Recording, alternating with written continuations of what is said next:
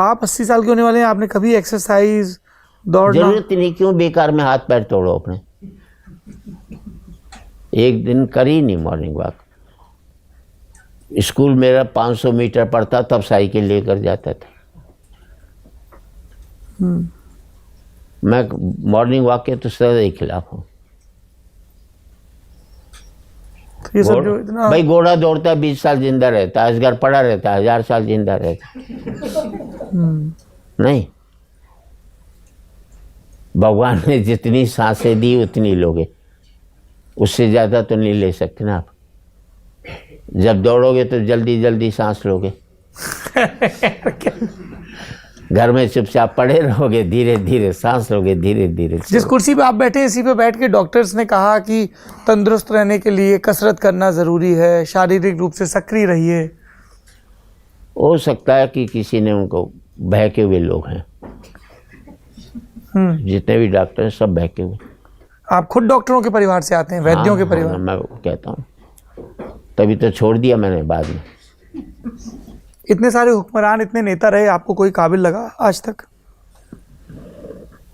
सबसे बड़ा तो काबिल गांधी था इस मुल्क में, उससे बड़ा तो कोई नहीं हुआ। हम एक अपनी छोटी सी दुकान खोलते हैं, पूरे परिवार को इकट्ठा करते हैं, उसने पूरे मुल्क को आज़ाद कर दिया। और 15 अगस्त की रात को वो अकेला नोआ खाली की हरजन बस्ती में झाड़ू लगा रहा था। कोई हुआ, देवताओं में भी हुआ क्या? कोई एक टुच्चा सा राक्षस किसी देवता ने मार दिया तो सारे फूल बरसाते थे। फूल बरसाना तो दूर, हमें तो गोली मार दी उसको।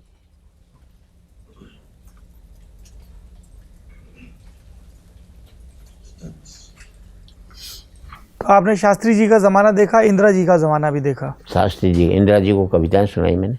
इंदिरा जी को कविताएं सुनाई? वो कभी सम्मेलनों में आती थी प्रधानमंत्री? फिर इंदिरा जी नहीं आती थी।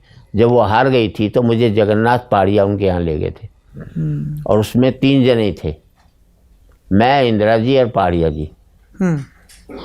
12 विलिंगटन क्रिसेंट पर। पहाड़िया जी क्या क्या ले गए थे?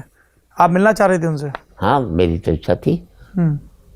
तो मेरा आधे घंटे तक उन्होंने कविताएं सुनी।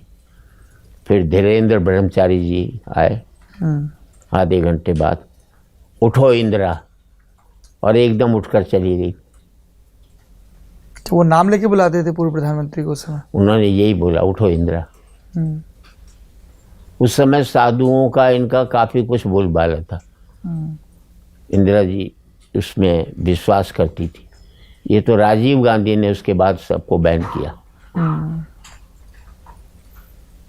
मेरे राजीव जी से काफ़ी अच्छे 3 दिन पहले ही मुझे मिले थे, जिनका जब असैसिनेशन हुआ था। 18 मई को आपको मिले थे? 2-3 21 मई को असैसिनेशन। जनक राजगुप्ता जी ने खाना रखा था, डिनर अपने घर पर, तो उसमें आए थे वो। भगत गाड़ी चला कर आए थे, आगे आजकल भगत बैठे हुए थे उनके साथ। तो उन्होंने कहा हो जाए कविता आज तो, तब उस दिन सुनाई थी मैंने उनको।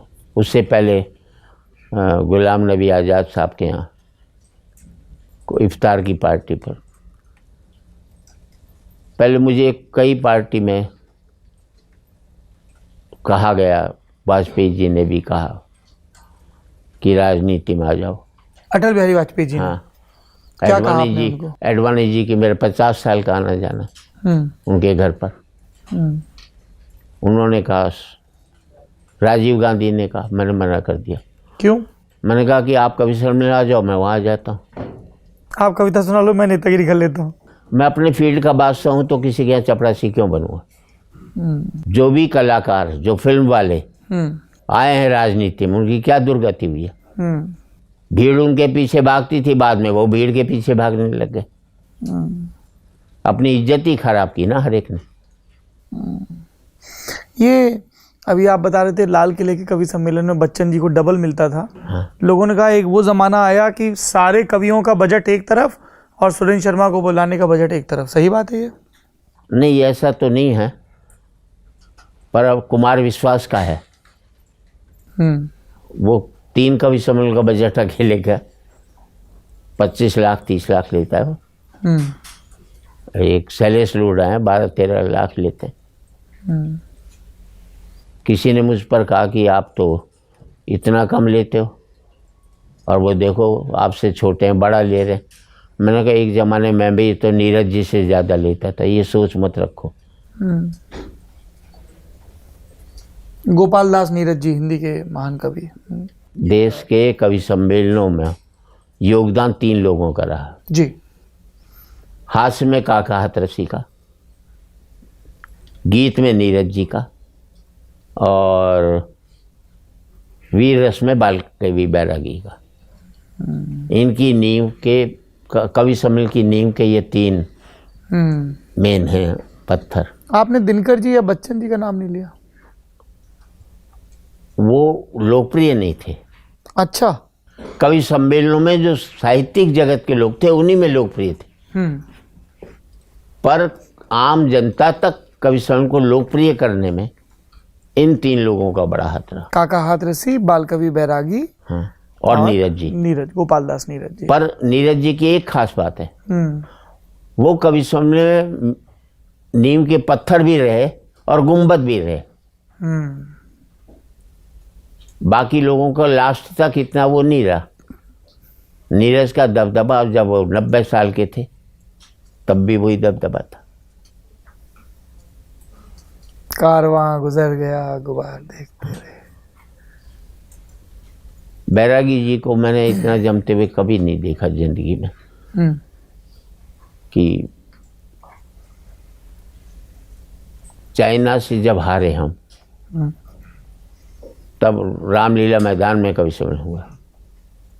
मैं उस समय मंच पर नहीं था, लेकिन बैरागी जी ने झोली फैला करके लोगों से चंदा लिया।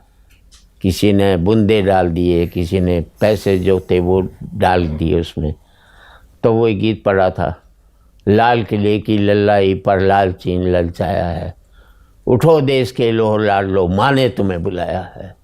और जो जज्बा पैदा किया देखने लायक था वो। काका हाथरसी के बारे में हम लोगों ने बहुत सुना है, आप तो मिले होंगे? मैं कम से कम 30-35 साल तो काका के साथ पढ़ाई है मैंने। अद्भुत व्यक्ति थे, कुछ बताइए उनके बारे में। अद्भुत व्यक्ति भी थे, लेकिन एक पीड़ा भी। अभी कल परसों ही एक सम्मान काका हाथरसी का 1 लाख रुपए का हास्य सम्मान चिराग जैन को दिया हमने। मैं उसमें पैट्रन हूँ संस्था का जी 2-3 साल से। काका का नियमित होता था काम। सुबह टहलना है तो टहलना ही है, शाम को 4 बजे कॉफ़ी चाहिए तो कॉफ़ी चाहिए। वो अपने साथ चने रखते थे भुने हुए, वो लेते थे, और विस्की भी पीते थे। 1 पैग लेते थे फॉस्फोमीन में डाल करके। किस में डाल के? फॉस्फोमीन, कोई पता नहीं वो है एलोपैथी की वो दवाई है कोई। शराब के साथ मिलाते थे? हाँ, ओके। जैसे टॉनिक टाइप का था। जी जी। हाँ, उसमें विस्की डाल करके पीते थे। वाह साहब। सुबह पहले टहलना है, चाहे रात को 2-3 बजे सोए। मैंने ज़िंदगी में कभी मॉर्निंग वॉक की नहीं। आप बड़े खिलाफ रहते हैं किसी भी किस्म की शारीरिक गतिविधि के। क्या फ़ायदा बेकार में? भगवान ने जन्म इसलिए बनाया। पैदल चल रहे हो, वैज्ञानिकों ने कार इसलिए बनाई कि आप पैदल चलोगे। हैं, उनका अपमान कर रहे हो आप लोग।